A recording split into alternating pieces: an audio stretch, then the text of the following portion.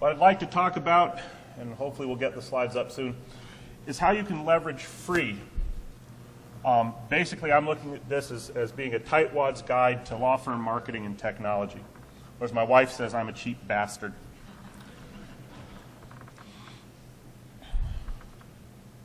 Are we there? Oh, we're coming up.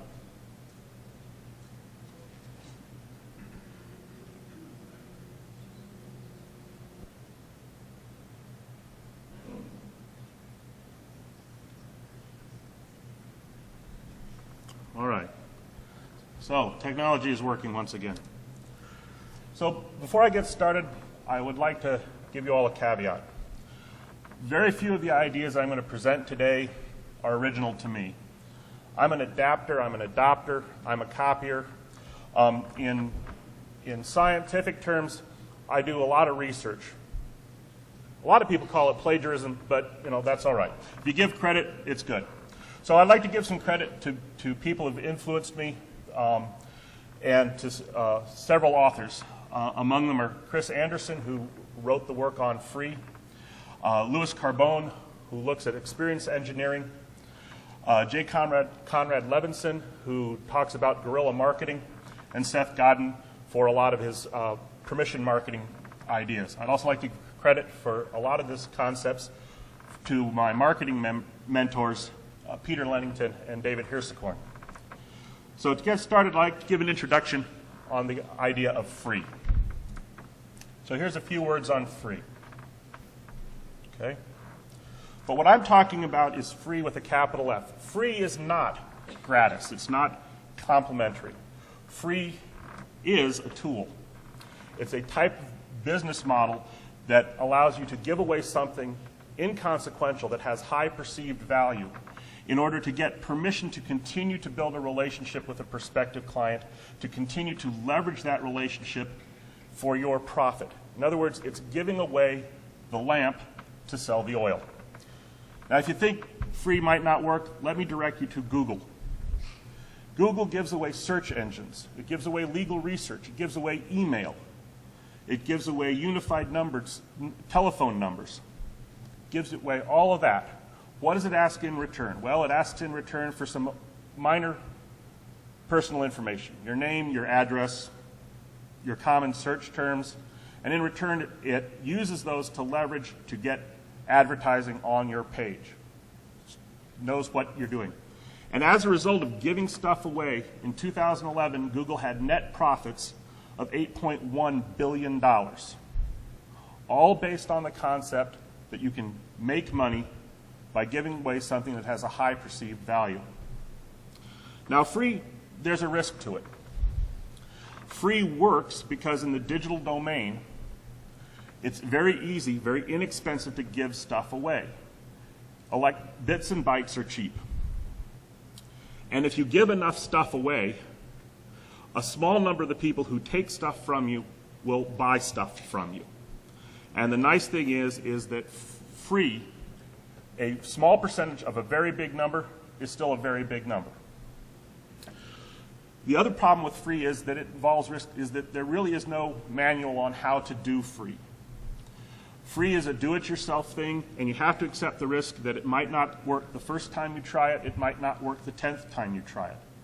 And one promotion that does work, and it works for, say, 10 people, may not scale well when you take that promotion and try to market it to 100 people, 1,000 people, or 10,000 people.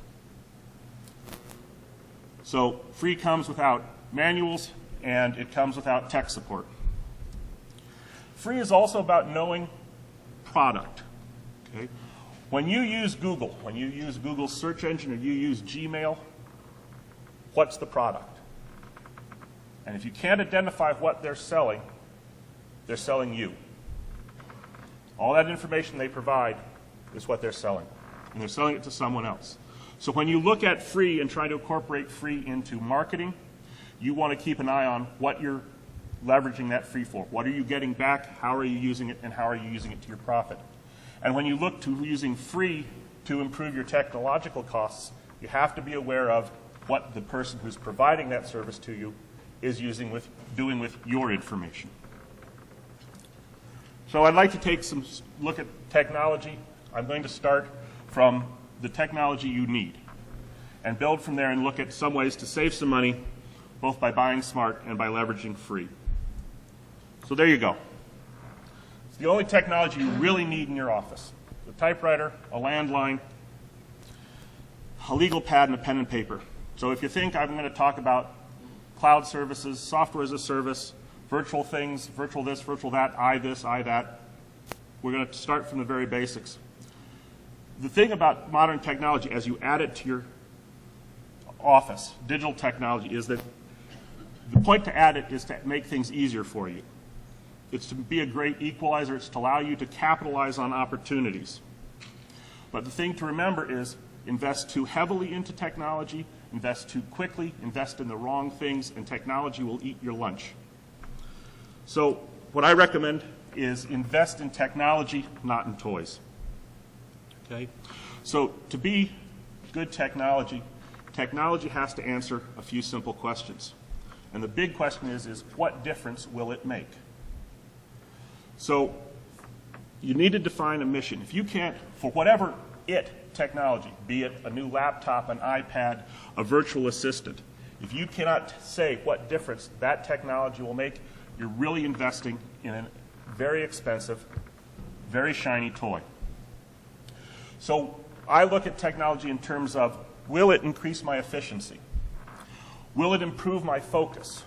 So can I concentrate on what I am doing in terms of my practice? So if technology takes away the task of monitoring my business aspect and allow me to focus on actually practicing law, I'm getting a return on that investment. Will technology help me claw back business that I might have sent elsewhere? Okay, that's another boon. It's another return on my investment. Will it improve the quality of my service? Will it make it easier for me to keep in contact with clients? Will it make me more accurate? Can I provide service faster, get faster turnaround? And then the other part is will it be something that I can use? Because when you look at technology, don't forget, the cost is not just the cost of the shiny box. The cost is in the training on how to use that box. And if you don't plan for the training, and you don't plan on how to phase this technology in, and you don't have a deadline for when you stop doing it the old way and start doing it the new way, again, you've invested in a toy. So I'm going to start out from the basics, and this is based on what I developed for my paperless office. Okay? My initial mission for buying software when I started out in 2008 was, well, I need technology to help me manage my clients, manage my practice, the business part of it, and do it at the least cost with the least overhead and the maximum flexibility. So I created a paperless office because that saved me from having to buy file cabinets. I don't have reoccurring costs for buying lots of paper or file folders or whatever. Just to give you a point, it took me 18 months to go through my first box of paper. I am working on I've been in practice 4 years, and I'm working on my second set of toner cartridges. So I keep paper to a minimum, and it keeps my costs low. Now, I'm going to show you a lot of pictures of technology. These pictures are all Apple technology. Okay? Now, I've been working with computers for 30 years. I don't have a whole lot of brand loyalty, but I will say that I recognize good tools.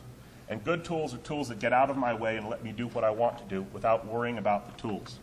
And I found that Apple does just that. There's a lot of things to be said for PCs, a lot of things for Apples, but I will point out that when I set up my practice, it took me longer to get my Apple hardware out of the box than it did to set it up and be running. And I'll also point out that my server is celebrating its 36th month of continuous operation without a reboot. So I'm a firm believer in Apple technology because it doesn't require me to go spend money on an IT guy. So that said, and so now you know my prejudices, starting out, first thing you need is a laptop computer. I used to be a big fan of desktop systems because laptops simply didn't have the horsepower to deal with what I wanted to do the way I wanted to do it. but as technology improves, so have laptops. And right now, there's not enough cost differential between a laptop and a desktop to make it worthwhile to buying a desktop. The other advantage of a laptop is you take your Office with you. It's there wherever you go.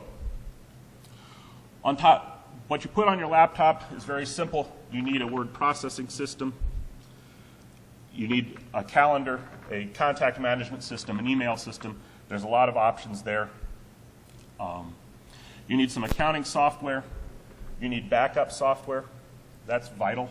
If nothing else, make sure your computer backs up, because one day your hard drive will crash. And you need some practice management software. Add to your laptop a good external monitor. I run a 27 or a 30-inch external monitor for two reasons. One, I'm getting a little older, and my eyes weren't what they used to be, so squinting at a laptop screen is difficult. The other thing is I like to have two 8.5 by 11 sheets of paper right on my monitor, set up there. 30-inch monitor lets me put two pieces of paper, two pages, full size, up on the monitor at a size of text that I can read easily. It's a great time saver. Get a good printer. I purchased a color laser printer because I'm too cheap to buy letterhead. And a color laser printer lets me print out very nice letterhead. I recommend buying a duplexing printer so you can print on both sides. Again, paper is expensive, so use both sides. And I went out and got a printer that allowed me to have two paper trays so I can have legal paper and letterhead or letter size paper all in one spot, so I don't have to get out of my desk to change things out. You need a scanner. Every piece of paper that comes into my office, I scan. It goes into electronic file. The originals go to the clients. That way the client gets this nice, neat book of stuff, and it looks really impressive, so they think I'm doing a really good job. And I get to save all this stuff in bits and bytes. Again, bits and bytes are cheaper to save than paper. I added an external drive because I need some place to store my backups. So an external drive does that for me. And I also have a router. I like a router in my office because it gives me one extra layer of protection between the internet and me. It's not to say that I'm paranoid, but they are out to get me. Now, as my practice has grown, I've added some things to it. And the first thing I added was a Dymo mailing system. I don't have enough mail going through, actual postman mail going through my practice to justify a postage meter. But I don't want to spend my time running down to the post office, buying some stamps, running back to my office, putting the stamps on, finding out that I didn't have enough postage, which is embarrassing, or I've wasted too much money because I go, well, this is about three stamps worth when I could have gotten away with 2. The Dymo system is very inexpensive. It has no monthly overhead. It allows me to print postage and address labels right from my desktop. And it allows me to print exactly the right amount of postage right from my desktop. So save some money, save some time. Another piece of software that I bought was VersaCheck. VersaCheck is a really neat piece of software. It allows me to print checks directly onto blank stock. So a blank 8.5 by 11 sheet of paper with VersaCheck becomes a check for me. I don't have to go to the bank to get order due checks. I don't go to Costco to have checks printed up. Blank paper, VersaCheck works really well. Now, there's one thing on that endorsement. VersaCheck has introduced some new security stuff that has just about killed the functionality of their software. I'm glad to know that my checks are absolutely secure and can't be forged and everything like that, but the fact that I have to go through a 6-screen song and dance to be able to print a check is starting to get annoying. I don't know if you accept credit cards, but I do. I accept credit cards for 2 reasons. 1, I like to get paid. 2, clients like to use credit cards. I use Square. For most transactions, I see payment in under 24 hours. Square has no monthly overhead. has no sign-up fees. Its discount rate is competitive. So it doesn't cost me anything. The one thing you do have to have is that you have to have a smartphone, either an Apple smartphone or an Android smartphone to use it. But if you want to try it, it's free, and you only pay when you actually use the software. I also make use of Skype. It saves me money. For $60 a year, I get unlimited long distance, and I get a telephone number that can come in and connect to my computer. So I can have telephone conversations with clients anywhere I can have an access to the internet. So it's a real time saver, real money saver. And then, as everything, there is an asterisk about Skype's unlimited long distance. By unlimited, Skype means 10,000 minutes a month. I don't talk that much to anybody long distance, but there is that caveat. I also signed up, and I wish I had done this sooner, with a virtual assistant. I'm not the world's fastest typer, but I can talk pretty well. And once I learned how to dictate and send documents to my virtual assistant, I got a whole lot more hours in my day. And that means I'm a lot more productive. That means more income comes in for me.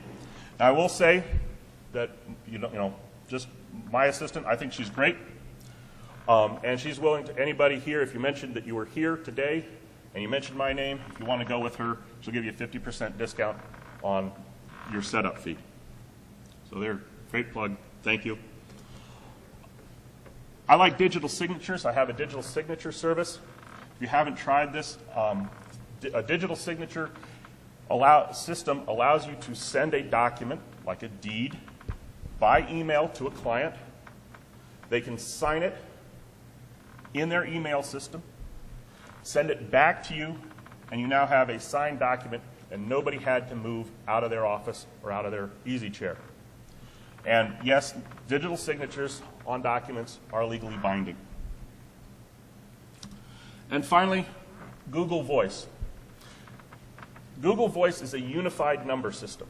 So in other words, it gives you one telephone number, a local number, and then it connects that telephone number to other numbers, like your cell phone, your office phone, your home phone, your Skype number.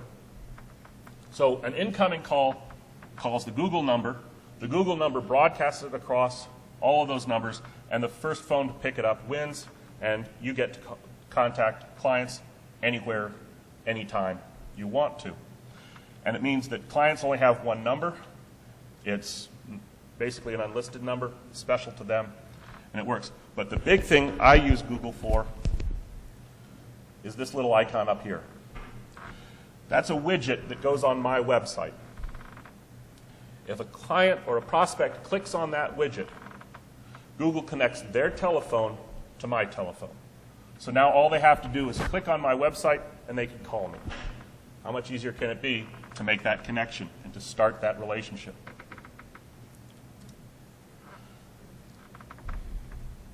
So, how does free fit into all of this? Well, you save money first off by looking at buying smart. So have a mission, know what you want your tech to do, and then shop for the technology that does that mission well. Buy commercial grade equipment. Okay? Yes, you can buy a $600 laptop at the big box stores, but generally speaking, that $600 laptop has an operating lifespan of about 2 years. Commercial grade equipment generally has an operating lifespan of 3 to 5 years. So yes, you may spend $1,200 on a commercial grade laptop, but that cost is spread out over a much longer operating life. So over the long term, that reduces your tech cost. And when you go shopping for technology, know what you want to buy. Know the options you want it to have, know the color, know the model, know the manufacturer's product ID number. Because when you go shopping online and you see all these discount places and you see that Acme widget can sell anywhere from $300 to $600, know that those discount suppliers, those online suppliers, are bundling it with different things. So that $300 widget may not be such a good buy, especially if it doesn't come with the options that you want or you need. And don't just shop the online discount suppliers, talk to the manufacturers. You're all businesses. Start asking for corporate discounts. Apple gives small firms a 5% discount on their products. Hewlett-Packard is about 5%, but you have to ask for it to get it. I don't know about you, but I like saving money, so 5% is 5%. It's money I don't have to earn. And then once you know who you're buying it from and what you're buying, go back online and see if there's any special discounts, coupon codes, or what have you, and see if you can leverage those into getting additional discounts. Now for free stuff, and this is free stuff, things that I like that I found work very well. The first is LibreOffice. This is a replacement for Microsoft Office. It's free. You download it. It works on Macs. It works on PCs. You just download it from LibreOffice.